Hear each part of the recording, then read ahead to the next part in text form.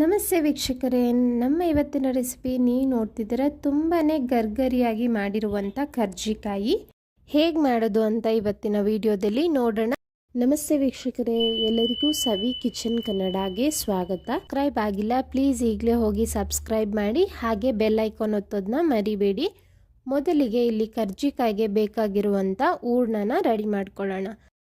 Mixie ಜಾರ್ಗೆ 1 cup ಆಗುವಷ್ಟು ಹುರಿಗಡಲೆ ಹಾಕೊಳ್ತಾ ಇದ್ದೀನಿ. ಅನಂತರ ಗರ್ಗರಿಯಾಗಿ ಹುರಿದಿರೋ ಅಂಥ ಕಡಲೆ ಬೀಜ ಮೇಲೆ ಸಿಪ್ಪೆ ತೆಗೆದು ಅರ್ಧ ಕಪ್ನಷ್ಟು ಹಾಕೊಳ್ಳೋಣ. 1 ಕಪ್ ಆಗುವಷ್ಟು ತೆಂಗಿನ ತುರಿನೂ ಮಿಕ್ಸಿ ಜಾರ್ಗೆ ಹಾಕೊಳ್ತಾ ಇದ್ದೀನಿ. ಈಗ ಈ 3 ಪದಾರ್ಥಗಳನ್ನು ಫೈನ್ ಪೌಡರ್ ಆಗಿ ರುಬ್ಬಿ ಇಟ್ಕೊಳ್ಳೋಣ. ನೋಡಿ, ಈ ರೀತಿ ಪೌಡರ್ ಥರ ಆಗಿದೆ. ನೀವು ಬಾಯಿಗೆ ಸಿಗಬೇಕು ಅಂದರೆ ತೆಂಗಿನ ತುರಿನ ಈ ಪೌಡರ್ಗೆ ಹಾಕೊಳ್ಬೋದು, ನೀವು ರುಬ್ಬಕ್ಕೆ ಹಾಕಕ್ಕೆ ಹೋಗಬೇಡಿ. 1 ಕಪ್ ಆಗುವಷ್ಟು ಸಕ್ಕರೆ ಪುಡಿನ ಹಾಕೊಳ್ತಾ ಇದ್ದೀನಿ. ಅನಂತರ ಇಲ್ಲಿ 1 ಸ್ಪೂನ್ ಆಗುವಷ್ಟು ಏಲಕ್ಕಿನ ಕುಟ್ಟಿ ಪುಡಿ ಮಾಡಿ ಸೇರಿಸ್ಕೊಳ್ಳೋಣ. ಒಳ್ಳೆ ಘಮ ಬರುತ್ತೆ. ಏಲಕ್ಕಿ ಪುಡಿ ಮಿಸ್ ಮಾಡೋಕ್ಕೆ ಹೋಗಬೇಡಿ, ತುಂಬಾ ಚೆನ್ನಾಗಿರುತ್ತೆ. ಇಲ್ಲಿ ಬಾದಾಮಿ ಹಾಗೂ ಗೋಡಂಬಿನ ಸಣ್ಣ ಸಣ್ಣದಾಗಿ ಕಟ್ ಮಾಡಿ ಹಾಕ್ಕೊಂಡಿದ್ದೀನಿ. ನೀವು ಬೇಕಾದರೆ ಒಣ ದ್ರಾಕ್ಷಿ ಅಥವಾ ಪಿಸ್ತಾನು ಸೇರಿಸ್ಕೊಳ್ಬೋದು. ಈಗ ಚೆನ್ನಾಗಿ ಮಿಕ್ಸ್ ಮಾಡಿ, ಸಿಹಿ ಪ್ರಮಾಣ ಎಲ್ಲ ಪರ್ಫೆಕ್ಟಾಗಿತ್ತು. ಈಗ ಸ್ಟಫಿಂಗ್ ಎಲ್ಲ ರೆಡಿ ಇದೆ, ಇದನ್ನು ಪಕ್ಕಕ್ಕೆ ಇಟ್ಕೊಳ್ಳೋಣ. ಈಗ ಒಂದು ಪಾತ್ರೆ ತಗೊಳ್ಳಿ, ಅದಕ್ಕೆ 2 ಕಪ್ ಆಗುವಷ್ಟು ಮೈದಾ ಹಿಟ್ಟು ಹಾಕ್ಕೊಂಡಿದ್ದೀನಿ. ನಂತರ 2 ಸ್ಪೂನ್ ಆಗುವಷ್ಟು ಚಿರೋಟಿ ರವೆನ ಹಾಕ್ಕೊಳ್ತಾ ಇದ್ದೀನಿ.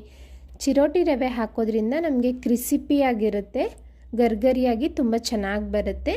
ನಂತರ 2 ಸ್ಪೂನ್ ಆಗುವಷ್ಟು ತುಪ್ಪನೂ ಸೇರಿಸ್ಕೊಳ್ತಾ ಇದ್ದೀನಿ. ನೀವು ಬೇಕಾದರೆ ಎಣ್ಣೆ ಸಹ ಹಾಕ್ಕೊಳ್ಬೋದು. 1 ಚಿಟಿಕೆ ಉಪ್ಪನ್ನು ಹಾಕ್ಕೊಂಡು ಇದನ್ನು ಚೆನ್ನಾಗಿ ಮಿಕ್ಸ್ ಮಾಡ್ಕೊಳ್ಳೋಣ. ಇದಕ್ಕೆ ರವೆ ನೀವು ಇನ್ನೂ ಜಾಸ್ತಿ ಬೇಕಾದರೂ ಹಾಕ್ಕೊಳ್ಬೋದು. ರವೆ ಹಾಕಿದಷ್ಟು ನಮಗೆ ಗರ್ಗರಿಯಾಗಿ ತುಂಬ ಚೆನ್ನಾಗಿ ಬರುತ್ತೆ ಕರ್ಜಿಕಾಯಿ. ಈಗ ಸ್ವಲ್ಪನೇ ನೀರನ್ನ ಹಾಕ್ಕೊಂಡು ಚೆನ್ನಾಗಿ ಮಿಕ್ಸ್ ಮಾಡಿಕೊಂಡು ನಾವು ಚಪಾತಿ ಪೂರಿಗೆಲ್ಲ ರೆಡಿ ಮಾಡ್ಕೊಳ್ತೀವಲ್ಲ, ಆ ಹಿಟ್ಟಿನ ಅದಕ್ಕೆ ಮಿಕ್ಸ್ ಮಾಡ್ಕೊಳ್ಳೋಣ.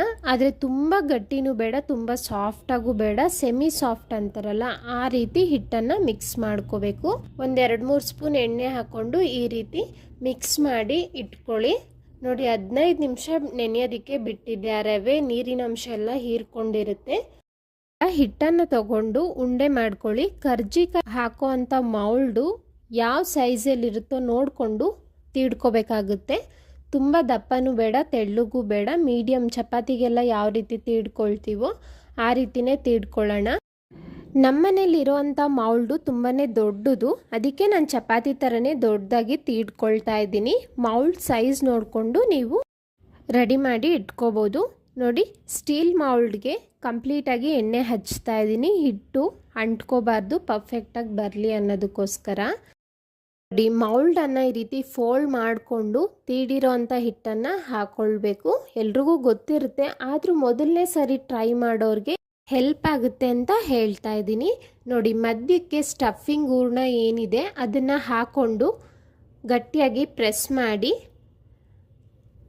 ಅನಂತರ ಎಕ್ಸ್ಟ್ರಾ ಹಿಟ್ಟು ಏನಿದೆ ಅದನ್ನೆಲ್ಲ ತೆಗೆದ್ರೆ ನಿಮಗೆ ಪರ್ಫೆಕ್ಟಾಗಿ ನೋಡಿ ಈ ರೀತಿ ಈ ಶೇಪಲ್ಲಿ ಬಂದಿದೆ.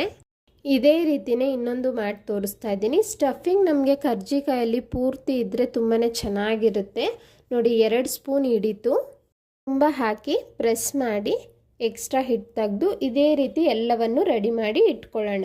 ಇಲ್ಲಿ ಬಾಣಲಿಲಿ ಎಣ್ಣೆನ ಕಾಯೋದಕ್ಕೆ ಇಟ್ಟಿದ್ದೆ. ಒಂದು 3-4 ನಿಮಿಷ ಬಿಟ್ಟರೆ ನೀವು ಮೀಡಿಯಮ್ ಫ್ಲೇಮಲ್ಲೇ, ಎಣ್ಣೆ ಸ್ವಲ್ಪ ಕಾದಿರುತ್ತೆ ಅಲ್ವಾ, ಅದಕ್ಕೆ ನಿಧಾನಕ್ಕೆ ರೆಡಿ ಮಾಡಿರೋಂಥ ಕರ್ಜಿಕಾಯಿನ ಬಿಟ್ಟಿದ್ದೀನಿ. ನೋಡಿ, ಕರ್ಜಿಕಾಯಿನ ಲೋ ಟು ಮೀಡಿಯಮ್ ಫ್ಲೇಮಲ್ಲೇ ಇಟ್ಕೊಂಡು ಬಣ್ಣ ಚೇಂಜ್ ಆಗೋವರೆಗೂ 2 ಕಡೆ ತಿರುಗಿಸ್ಕೊಳ್ತಾ ಫ್ರೈ ಮಾಡ್ಕೊಳ್ಳೋಣ.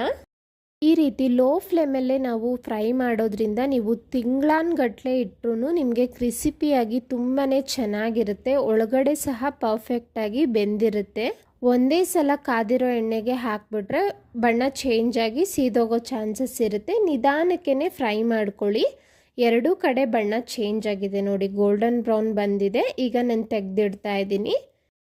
ಇಲ್ಲಿ ನೆಕ್ಸ್ಟ್ ರೌಂಡು ಕರ್ಜಿಕಾಯಿ ಹಾಕೋದಕ್ಕಿಂತ ಮುಂಚೆ ಎಣ್ಣೆನ ಸ್ವಲ್ಪ ಕಾಯಿಸ್ಕೊಳ್ಳಿ. ಅನಂತರ ಮತ್ತೆ ಲೋ ಫ್ಲೇಮ್ ಇಟ್ಕೊಂಡು ಉಳಿದಿರೋ ಅಂಥ ಎಲ್ಲ ಕರ್ಜಿಕಾಯಿನೂ ಫ್ರೈ ಮಾಡಿಕೊಂಡು ಇಟ್ಕೋಬೇಕಾಗುತ್ತೆ. ನಾನು ತೋರಿಸಿರೋ ಅಳತೆ ಪ್ರಕಾರ ಇವತ್ತು ನನಗೆ 20 ಕರ್ಜಿಕಾಯಿ ಆಗಿತ್ತು. ಇದು ಮೌಲ್ಡ್ ದೊಡ್ಡದಾಗಿದೆ. ಆ್ಯಕ್ಚುಲಿ ನೀವು ಪ್ಲಾಸ್ಟಿಕ್ದೆಲ್ಲ ತೊಗೊಂಡ್ರೆ ನಿಮ್ಗೆ ಇನ್ನೂ ಕ್ವಾಂಟಿಟಿ ಹೆಚ್ಚಾಗುತ್ತೆ. ತುಂಬಾ ಕ್ರಿಸಿಪಿಯಾಗಿ ಟೇಸ್ಟಾಗಿ ಪರ್ಫೆಕ್ಟಾಗಿತ್ತು ಸ್ವೀಟ್ನೆಸ್ ಎಲ್ಲ. ಖಂಡಿತ ನೀವು ಟ್ರೈ ಮಾಡಿ ಹೇಗಿತ್ತು ಅಂತ ಕಮೆಂಟ್ ಮಾಡಿ. ನಮ್ಮ ಇವತ್ತಿನ ರೆಸಿಪಿ ನಿಮಗೆ ಇಷ್ಟ ಆಯಿತು ಅಂದ್ಕೊಳ್ತೀನಿ. ಪ್ಲೀಸ್ ಲೈಕ್ ಮಾಡಿ, ಶೇರ್ ಮಾಡಿ. ಇನ್ನೂ ಯಾರೆಲ್ಲ ಸಬ್ಸ್ಕ್ರೈಬ್ ಆಗಿಲ್ಲ ಈಗಲೇ ಹೋಗಿ ಸಬ್ಸ್ಕ್ರೈಬ್ ಮಾಡೋದನ್ನು ಮರಿಬೇಡಿ.